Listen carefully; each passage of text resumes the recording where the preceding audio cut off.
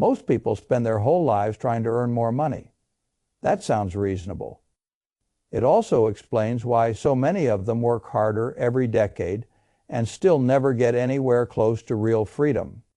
I have spent most of my life watching money move through different hands, different structures, different tax rules, different businesses, and different temperaments. If you do that long enough, one truth begins to stand above all. The rich do not live by the same financial laws that the middle class thinks are universal. That is not because the rich are magical. It is not because they are all geniuses. And it is not because every wealthy person is morally superior to every salaried person. It is because the economic system treats labor one way and capital another.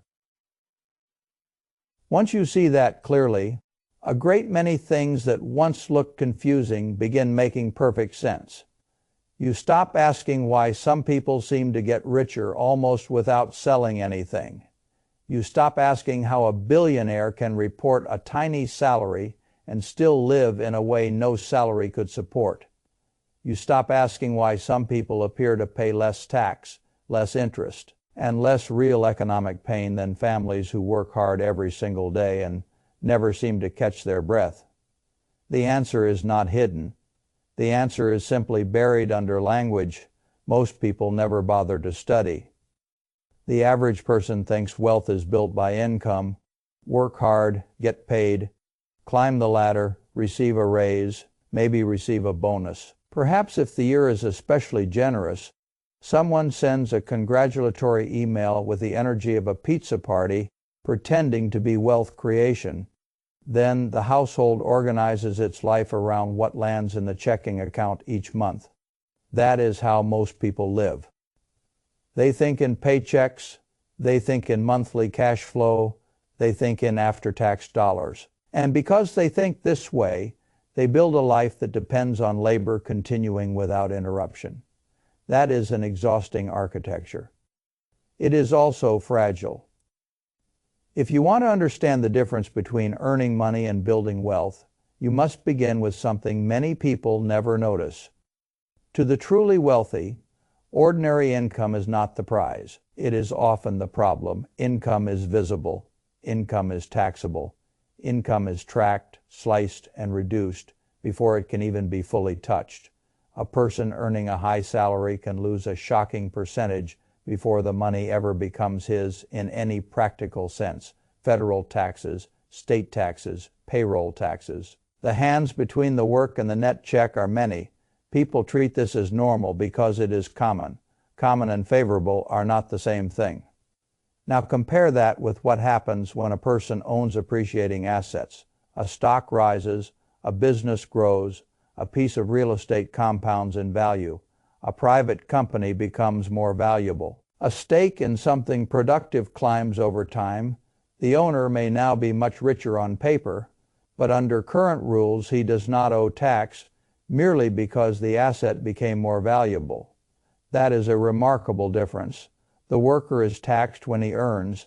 The owner is often not taxed when he appreciates. That distinction is one of the most important in modern finance.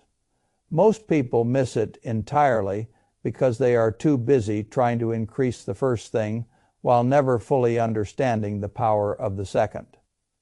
This is why some of the best-known wealthy people in America have often taken absurdly small salaries. It confuses the public because the public still thinks a person's lifestyle must be funded primarily by income.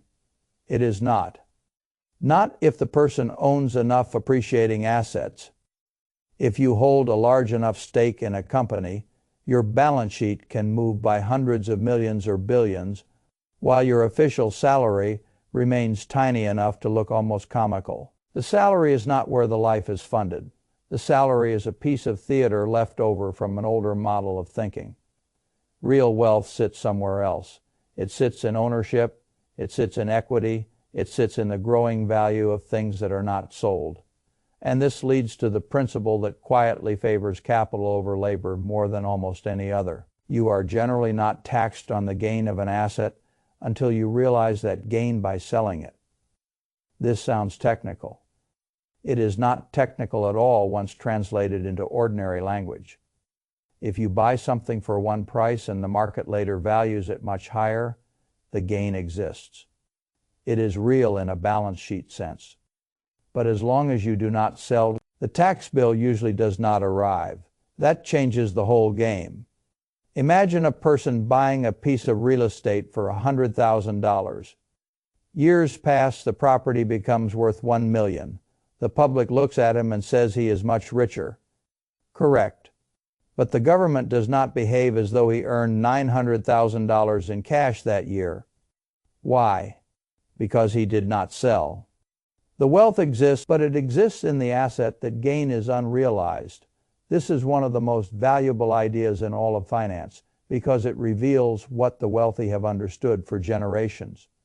Ownership lets you grow richer without turning every gain into a taxable event.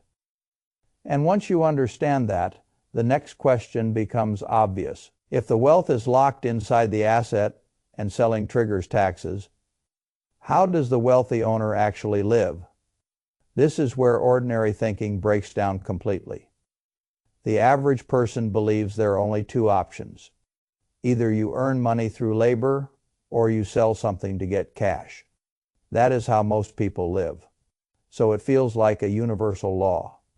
It is not universal. There is a third move, and it is one of the most powerful moves in the whole system. You borrow against the asset instead of selling it. That is where the real game begins.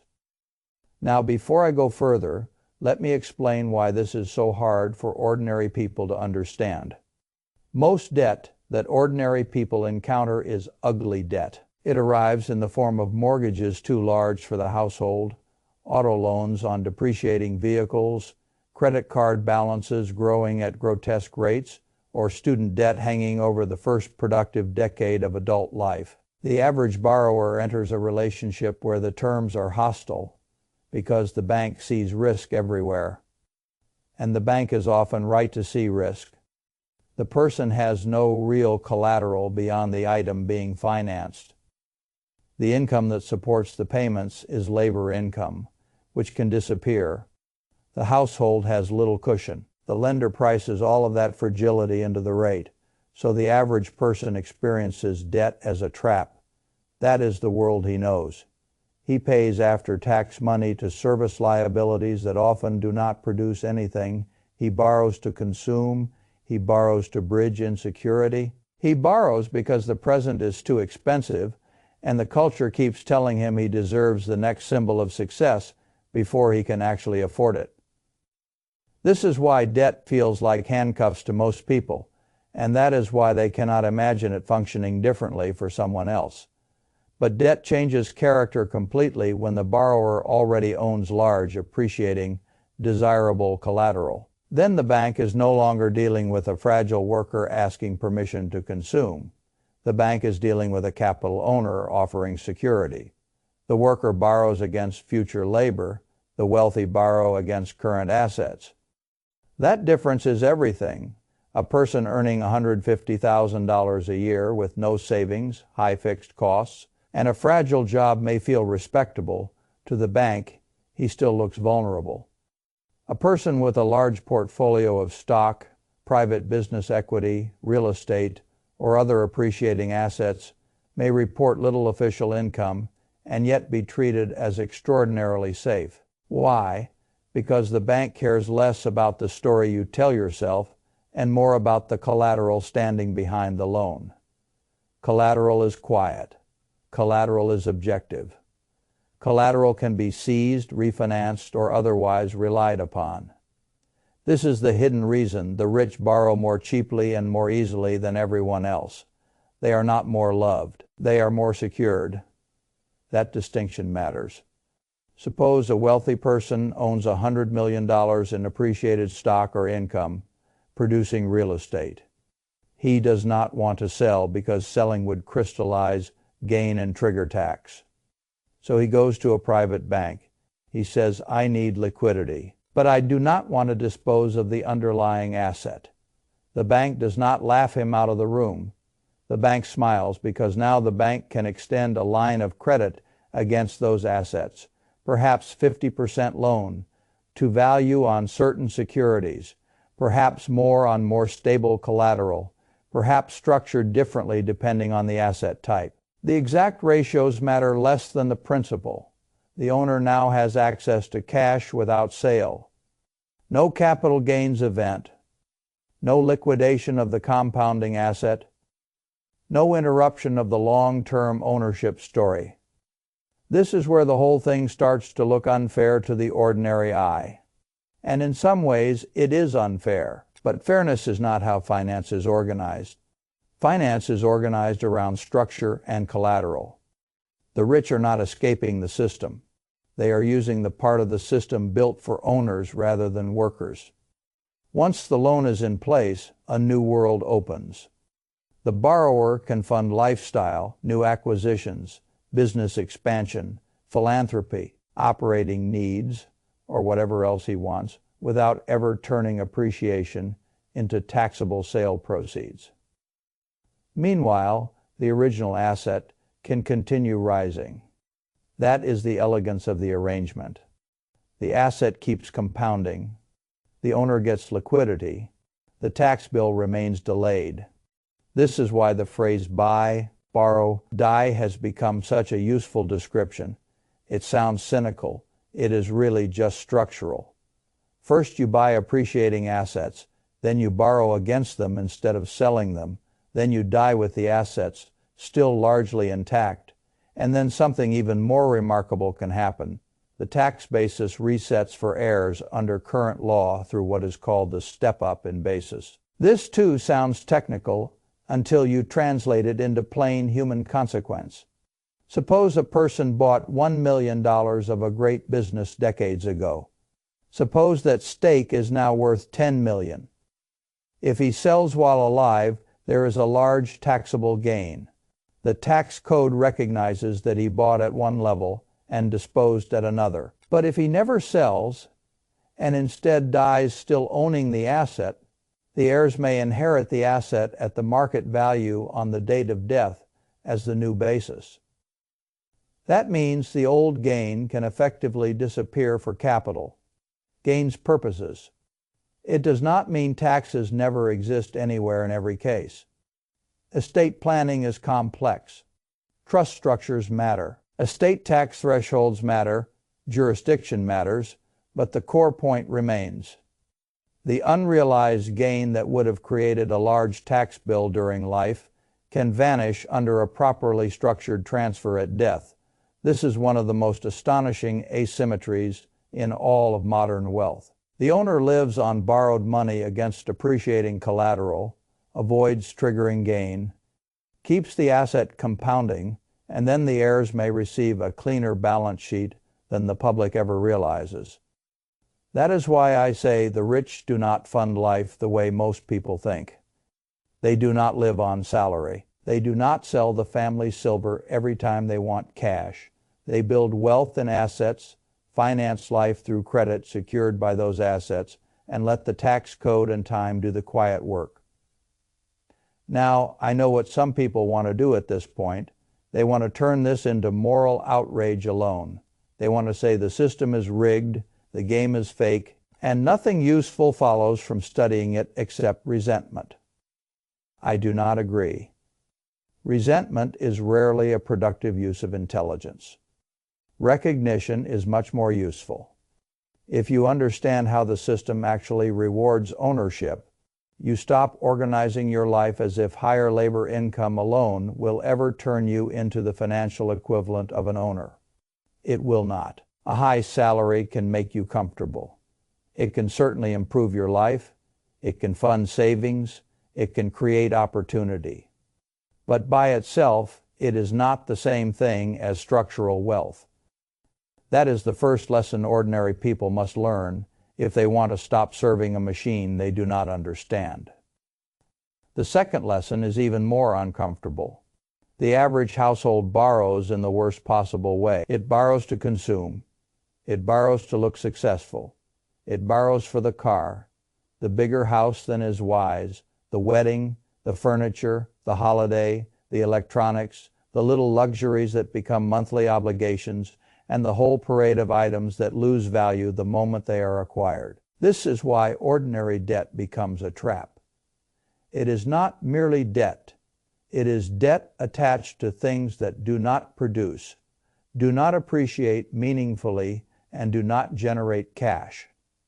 That means the household must service the debt from after-tax labor, while the financed object itself becomes less economically useful every year. This is the opposite of the wealthy pattern.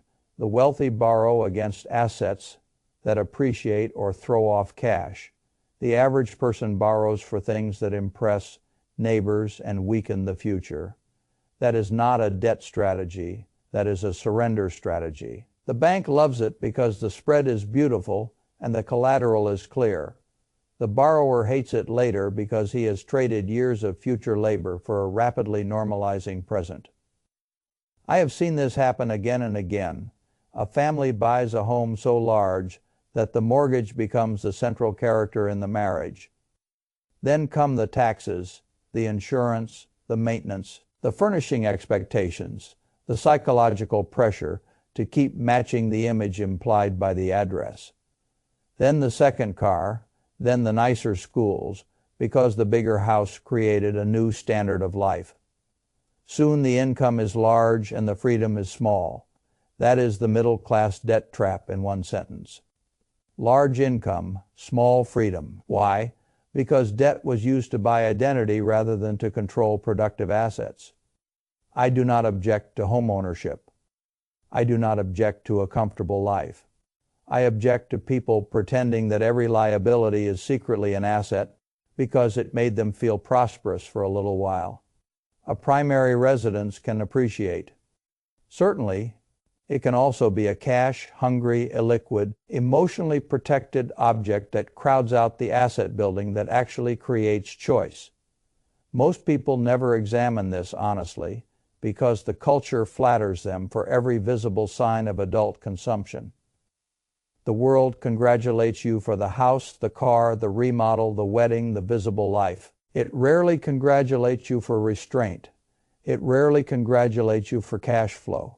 It rarely congratulates you for owning productive assets that quietly get stronger while your lifestyle remains ordinary. And that is why so many people get trapped. They are being rewarded socially for the exact financial behavior that prevents them from becoming owners in the deeper sense. Now, I want to be very careful here. I am not telling ordinary people to run out and borrow recklessly against any asset they can find. That would be idiotic. Leverage is power in the right structure and poison in the wrong one. That sentence should be written above every desk where money is discussed.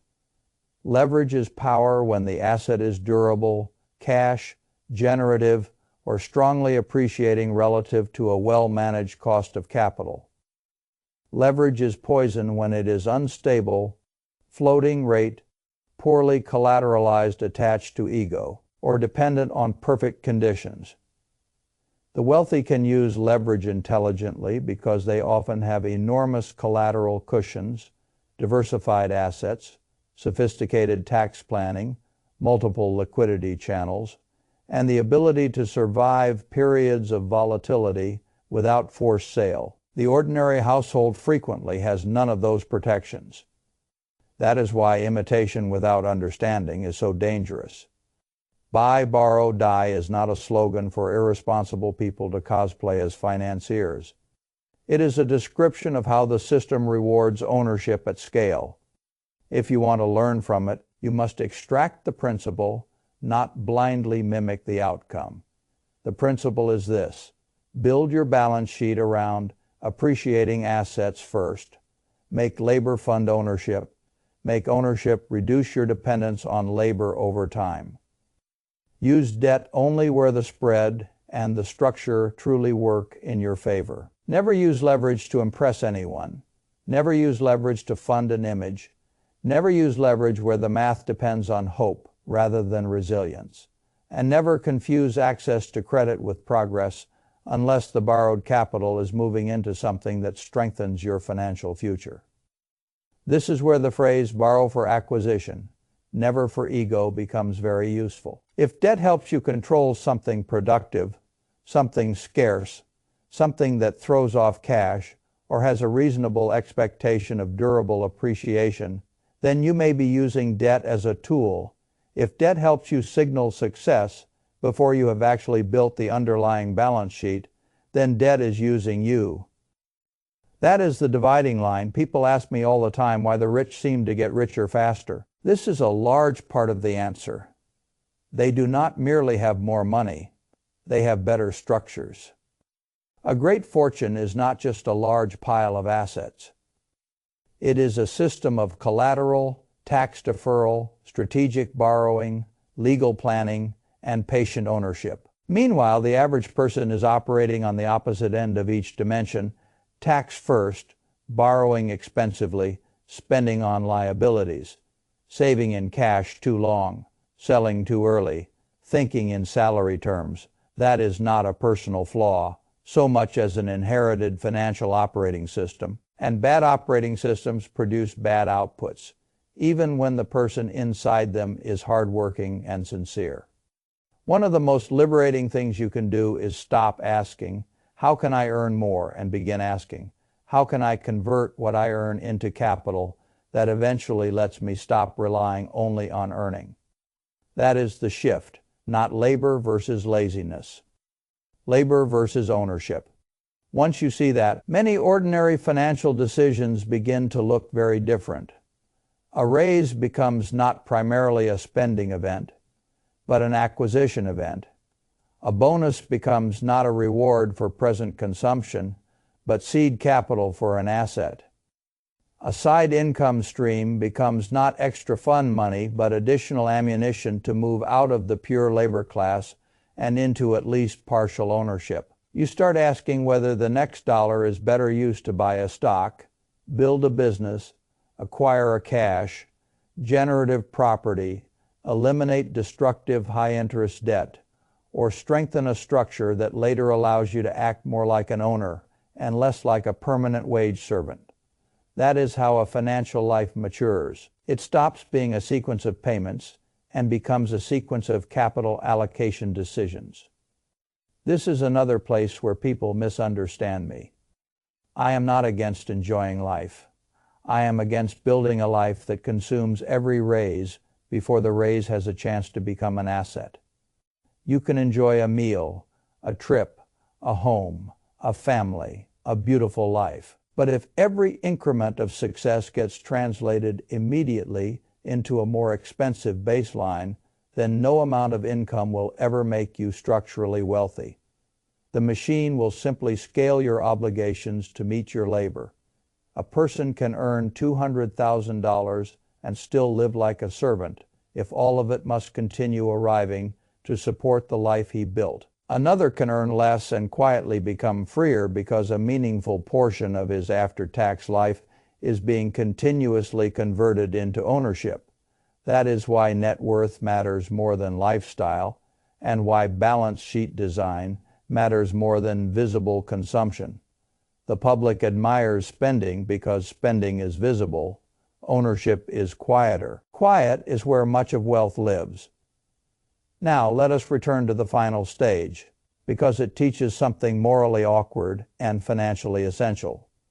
Why do the wealthy prefer to die holding the asset? Because selling is often the taxable sin, while holding can become the tax-efficient blessing. That is the rule. Again, I do not say this to endorse every policy outcome or every legal structure the wealthy use. I say it because adult financial understanding requires that you look the system in the face rather than in a children's book.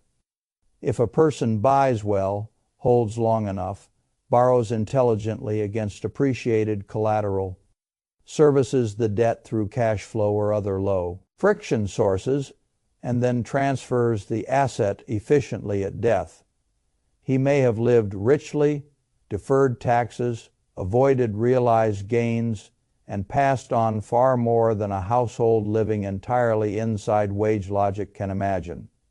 That is not fiction. That is architecture. A lot of people hear architecture and become discouraged. I hear architecture and become practical. If the system rewards ownership and collateral more than labor and consumption, then the right response for an ambitious ordinary person is not despair. It is reorientation. You may not be able to play at the $100 million level today. Fine. You can still think in the right direction. Own assets. Minimize stupid liabilities. Protect liquidity. Eliminate destructive rates. Understand the spread between what money costs you and what your assets can earn. Treat your labor not as the final product, but as the raw material from which ownership must be built. That is how you migrate from one side of the system to the other. Slowly at first, then more meaningfully, then one day your assets begin doing some of the work your labor used to do alone. That is the first real taste of financial sovereignty. I like that phrase, financial sovereignty, because it captures what most people actually want, and almost none of them describe.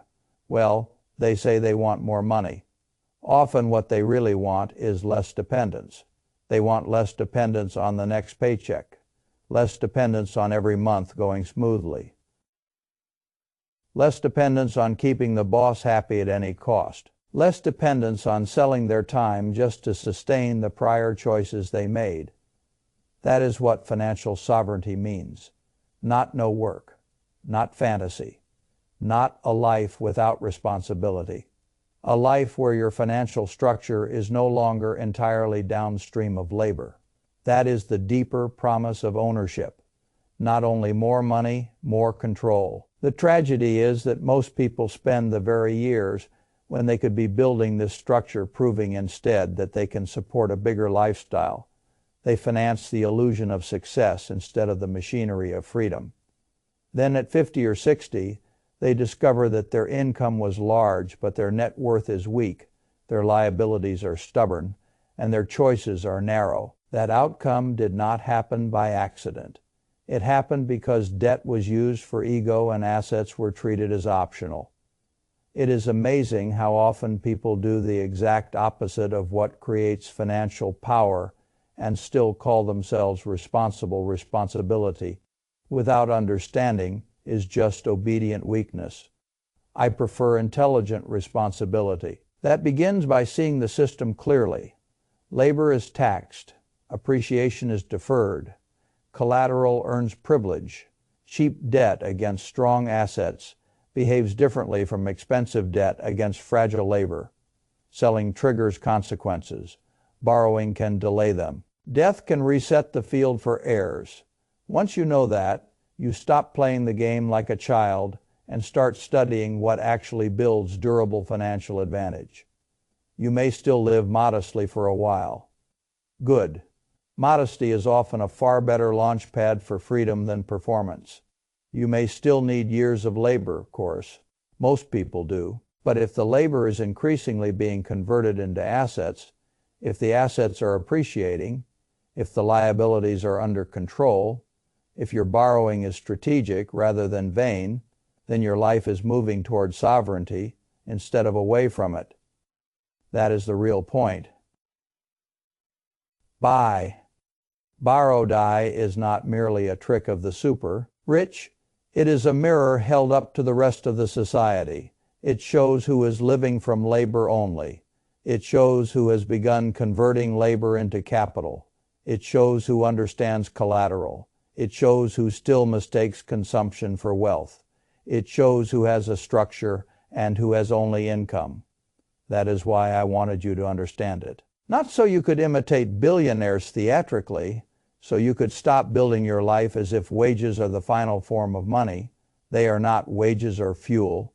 Ownership is the engine. The person who confuses the fuel for the engine will spend his whole life stopping at gas stations and wondering why he never arrived. I would rather you build the engine slowly if needed, quietly if necessary, but deliberately, because once you do, the whole financial world changes shape. And that is when money stops being something you chase and starts becoming something your structure knows how to hold, grow, and use on your behalf.